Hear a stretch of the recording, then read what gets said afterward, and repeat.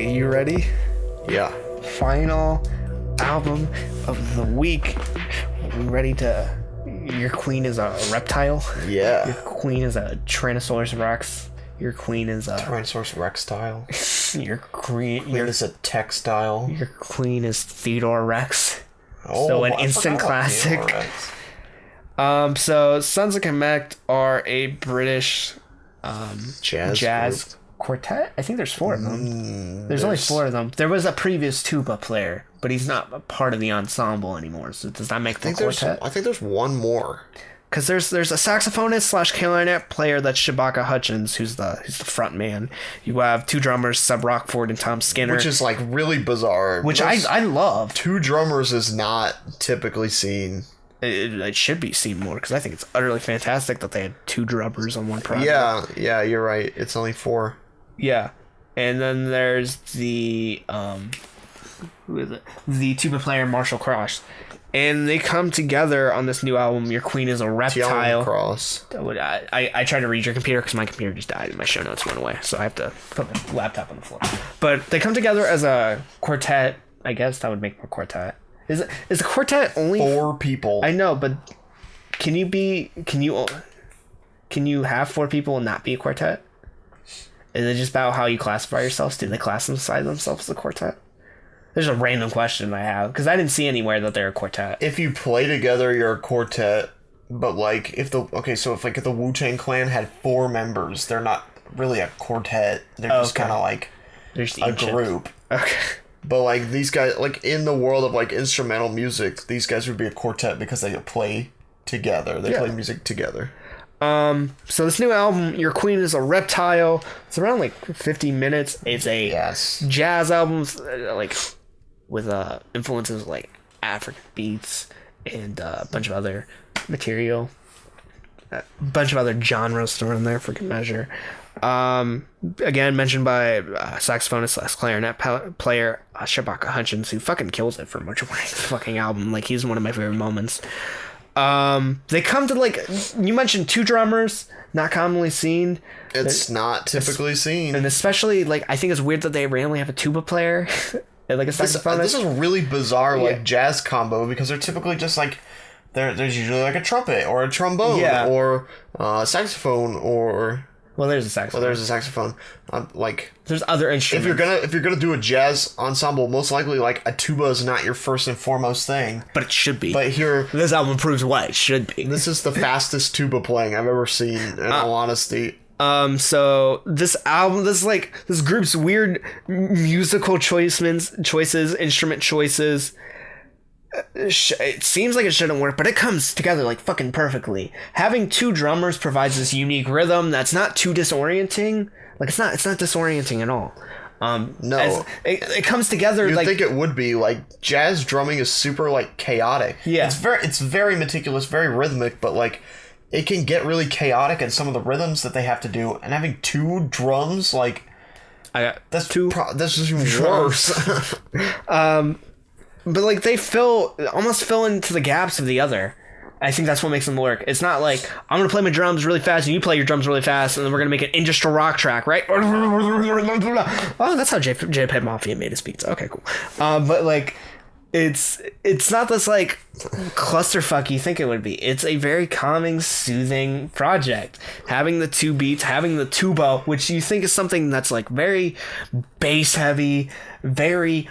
up front, it actually takes like the back note for a lot of this project, and it fills in a lot of the gaps left by the saxophonist Shabaka.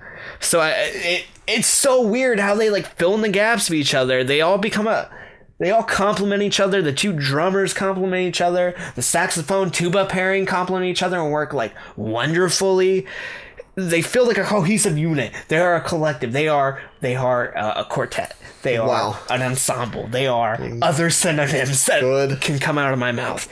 Everyone works well together, and I gotta give them credit for that because it's just so weird. Random choice of instruments that they picked. This album's 15 minutes long. It progresses a lot on each track. Each track's around 6 minutes, 7 minutes. The music ideas are on the track, never alone for long, because it's always progressing. It's always going to the next thing and the next thing after that and the next thing and that. But it's not like going super fast where you're losing hang of it. It's like it's almost like we're on a boat in the river. It's just we're going downstream, you know, just flowing into the next thing and the next thing and the next thing. It uses their lengths to their fullest. There's only one moment on this album where I feel like it was just too slow. And it just went on for too long. That's, of course, the track Your Queen is...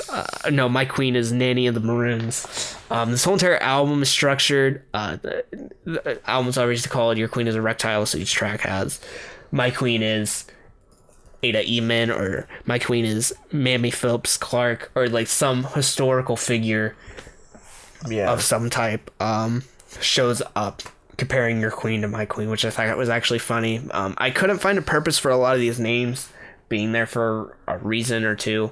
They're all historical figures in a sense, but like I couldn't find a reason why they're named like that. But that's not like a dip in the album. I was just trying to look for some more context. Starting off, the track My Queen is Ada Eastman.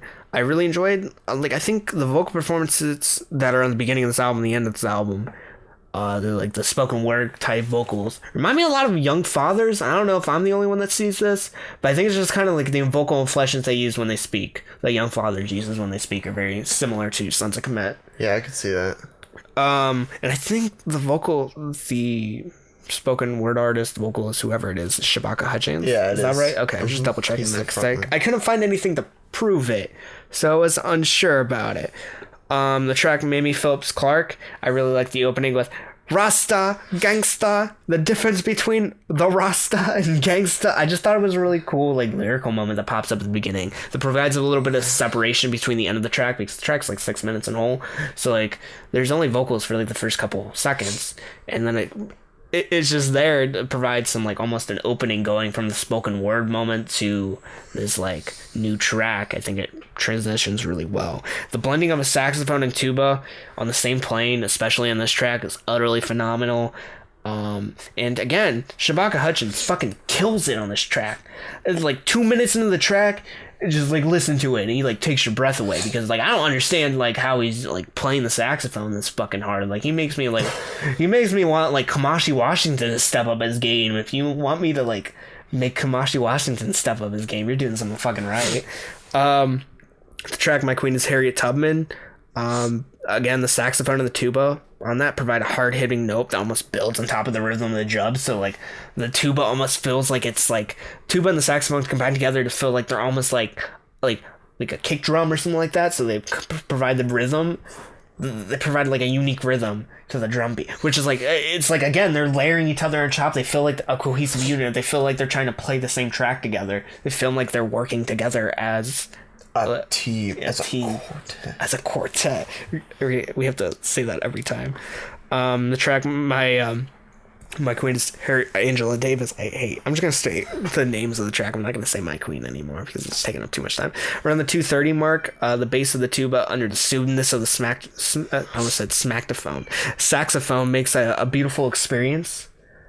It's just so strange. It's like, it's a very peaceful moment, but like right after, it doesn't stay on that plane for long. It stays maybe like for like 20 seconds. It's just like beautiful moment, but then it just progresses either further. It goes from like 0 to 100 real quick. It's like steadily progresses up, and I think it just ramps. Yeah, it's great. I actually loved it.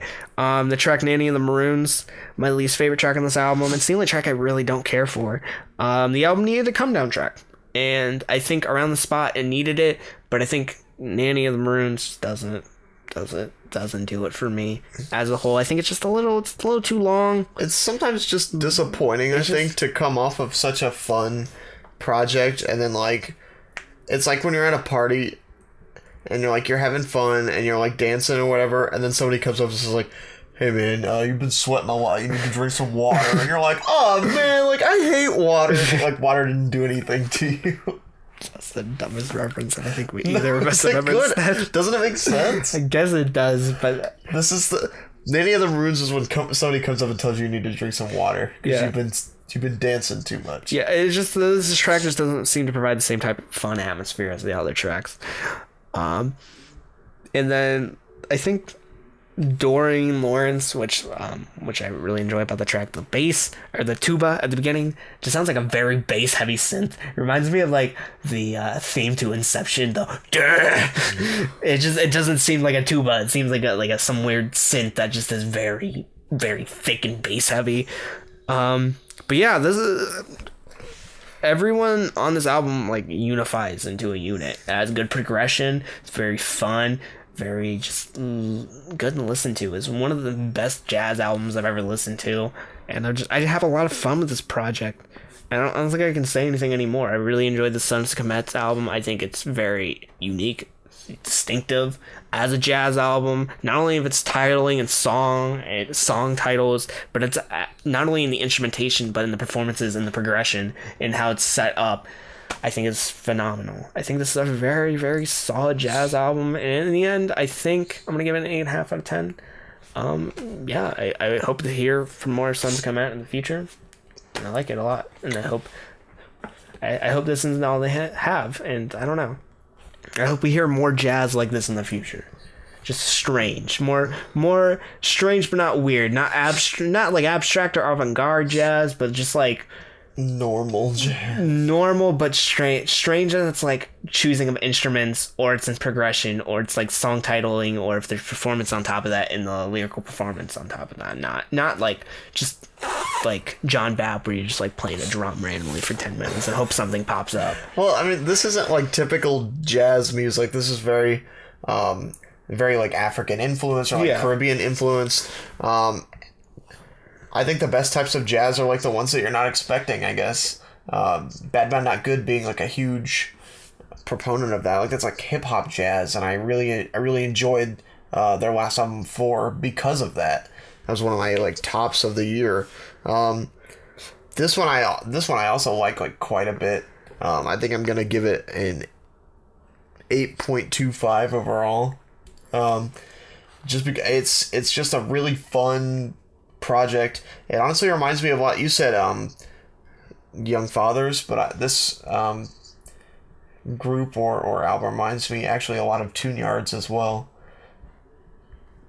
You get that look for a reason. You have to explain yourself on that one. If you're like making that accusation, like, you have to explain your fucking self, because I don't. Young Fathers reminds me a lot of like Tune Yards, but when you think of like Tune Yards, I'm thinking specifically like annoying.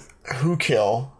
Like which is the whole album of Who Kill. It's good, but like parts it's of annoying. Like Nicky Knack. I feel like it's not as present on I Can Feel You Creep Into My Private Life. But like Tune Yards in general use a lot of like Caribbean influences, or like very like heavy influences, as well as I think that Merrill Garbus's like vocal style is similar to that of Shabaka Hutchins. Yeah.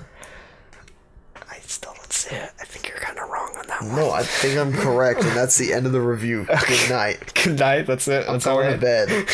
Go to bed. You're tired if you're making that accusation. I'm getting sleep. I got 4 hours of sleep, guys. I'm sleepy. Okay. But in the end, tracks like Adam Eastman, I almost said Mommy, Mamie, Phipps, Clark, Harriet Tubman, and Angela Davis, I definitely would recommend you listen to, especially if you like jazz with some African or Caribbean. Even if you don't like jazz, this is not like any. Take whatever you know about jazz and throw it out the window, because this is what it reminds. Like seriously, you think of like Charlie Parker or something. Like take Charlie Puth. Take that and throw it out the window. If all you've listened to is Take the A Train, and then put this in its place, it's a completely different thing. But there's still jazz. It's not your grandfather's jazz. Yeah. It's your grandma's. Yes. She has good taste in jazz. Give it back.